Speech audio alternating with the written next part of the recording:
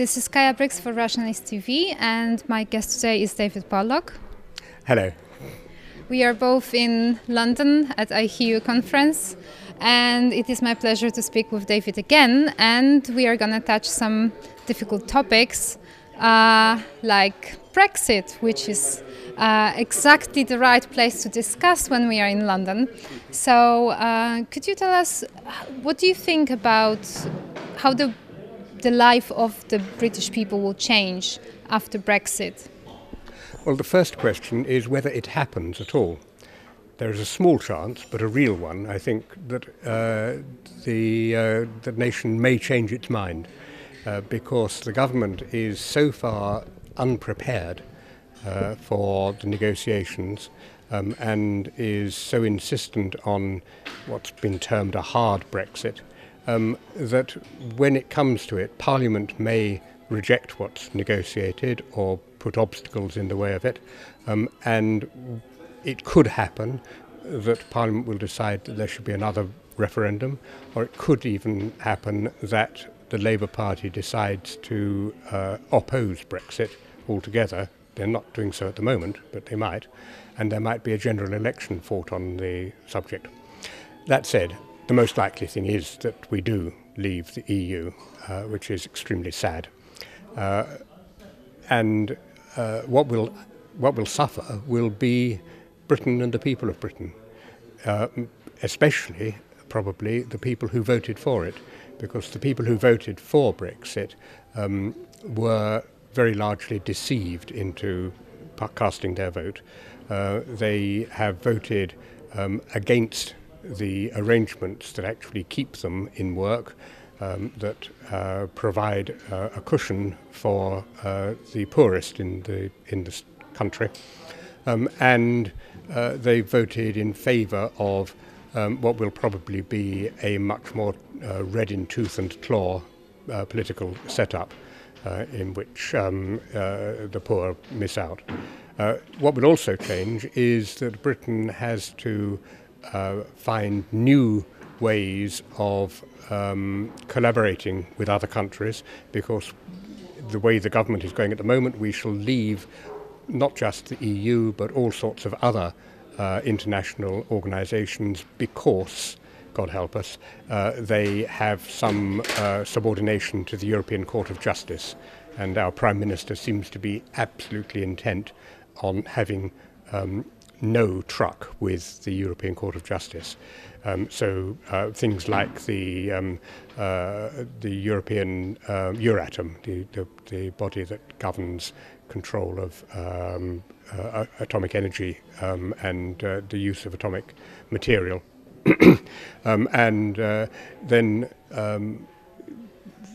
then there will be other problems over what negotiations we make with other countries.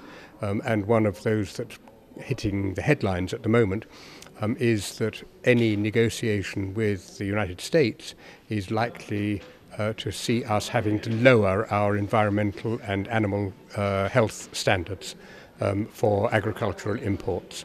And there's a lot of disquiet about that. But it may be that that's the only sort of agreement we can get with the United States. So the whole thing is a mess. It is going to be a blow, I think, to the European Union itself. It will weaken the European Union. It will weaken the voices for reform within the European Union. I don't think it'll bring the European Union down, but I think it will diminish it. So that's Brexit. And if it doesn't happen, then do you think the position of UK would change within the European Union?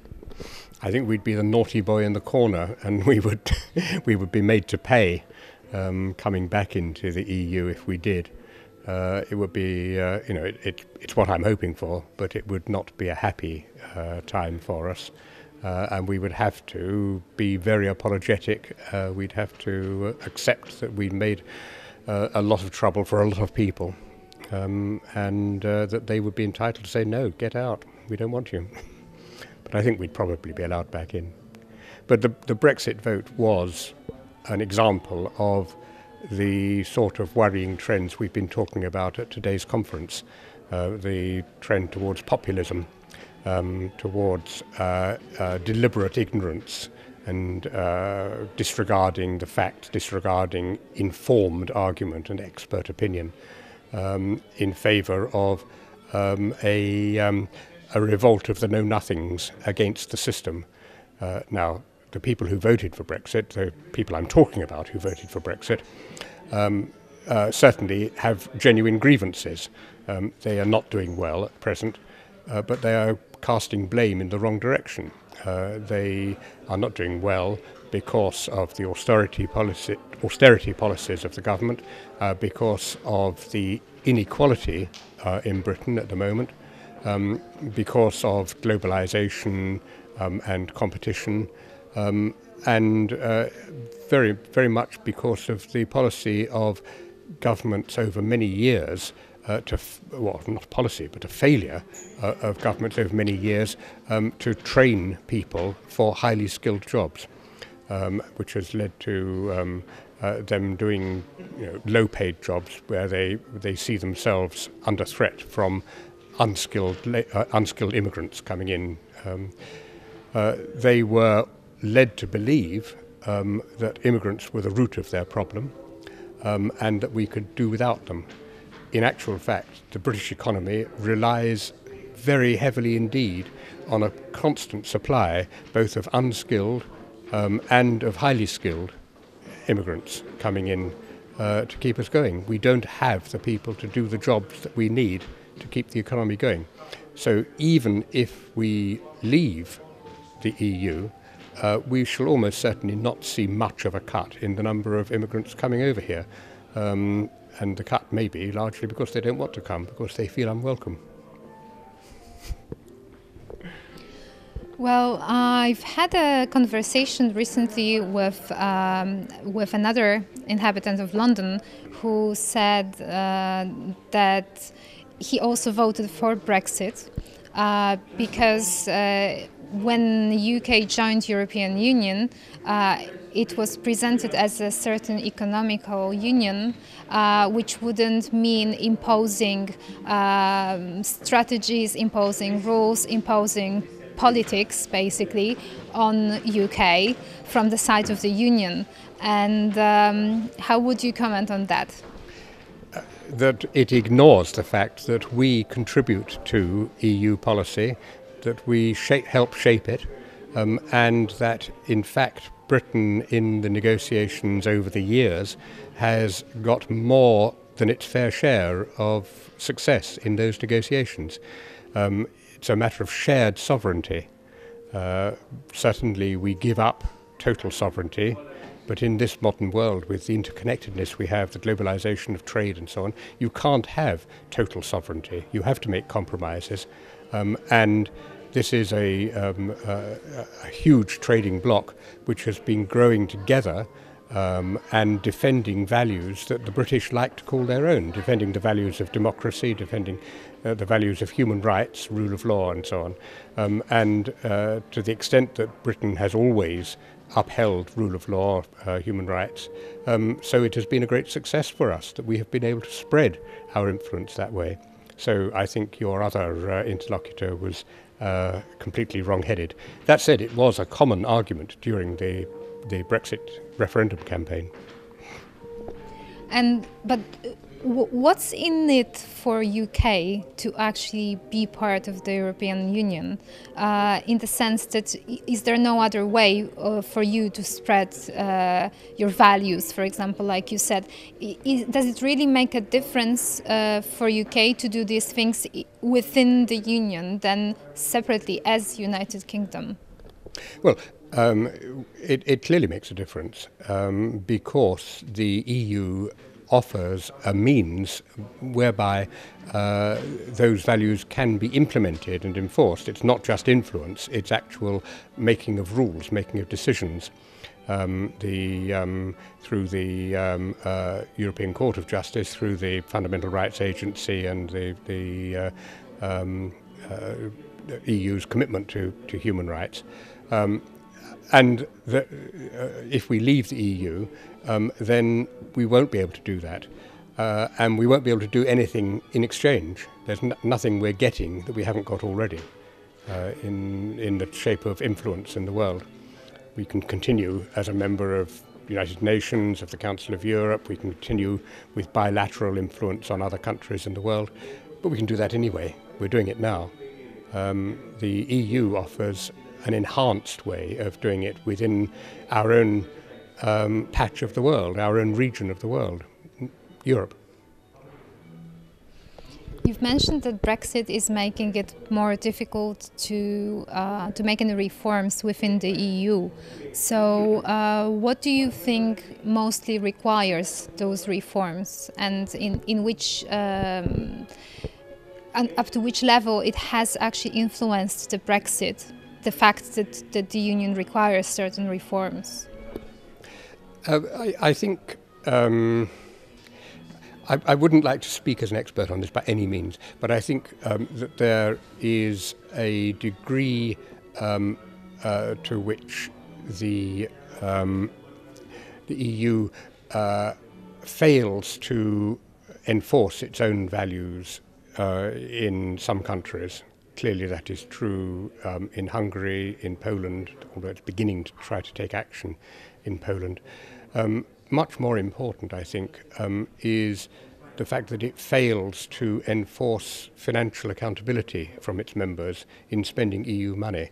And one of the big arguments here during the referendum campaign was that so much of the EU spending is not passed by the auditors.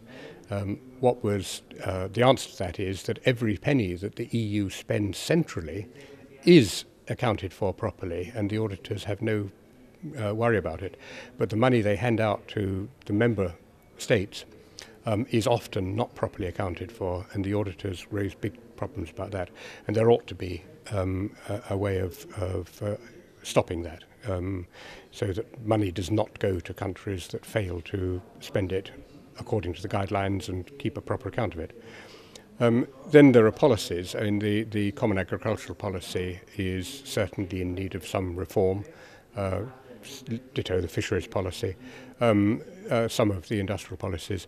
I'm not going to speak with any expertise on those, but I think there is quite a lot of reform that there is considerable support for in the EU, and that Britain ought to be supporting. And when we leave, that will weaken the parties that want reform, like France now under Macron, like Germany under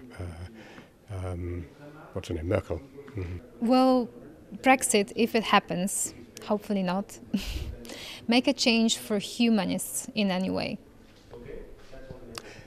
I don't think it will specifically, to the extent that it means that we lower our standards because we are desperate for trade to boost our economy or to rescue our economy. Then it may mean that Britain is paying less attention to human rights, both abroad and maybe even at home. But I don't think it's going to make any great difference to humanists as such. It will make a difference to our values. I mean, I think it will be a sign that our democracy is weak, rather the opposite of what the Brexit supporters say, who think that this referendum is a great victory for democracy. I think not. I think having a referendum is a failure and does not fit our constitution of parliamentary democracy. And if you look at it now, lots of MPs who are strongly in favour of the European Union are finding themselves bound by the referendum to oppose the EU and to support Brexit, even though they want to stay in, because they think they're bound by the vote that's happened, which is a nonsense, especially given the vote was based on lies, deception and exaggeration. So no, I think the humanists will carry on much as before. Well, that's at least good news. And what is the timeline? When can we expect the Parliament's decision or possibly a second referendum? What's the deadline for carrying on the changes? The deadline comes in March 2019. That is when we are out of the EU, unless something changes. When we gave notice under Article 50 in March this year, a 2-year clock countdown started. Now, that doesn't mean that the negotiations can go on up till then. The negotiations have to be completed within about 12 months, because after that they've got to be approved by not just the European Parliament, but by all the parliaments of the other 27 countries. Some of them have subordinate parliaments that also need to approve them, as we saw with the trade agreement with Canada. And that is going to require considerable time, and it may result in some renegotiation if there are objections. So the whole thing could be cut off in midstream by the deadline of March 2019. And if that happens, then we will be out of the EU and with no agreement on trading with the EU, and no agreements on trading with any other country in the world, because we can't negotiate while we're still members. And we would be reduced to World Trade Organization terms, which would mean considerable tariffs on much of our trade. Some people would welcome that. Other sectors of industry and so on, especially services, would find it was disastrous. I'm sure we will continue to have a humanist European Union anyway. Thank you.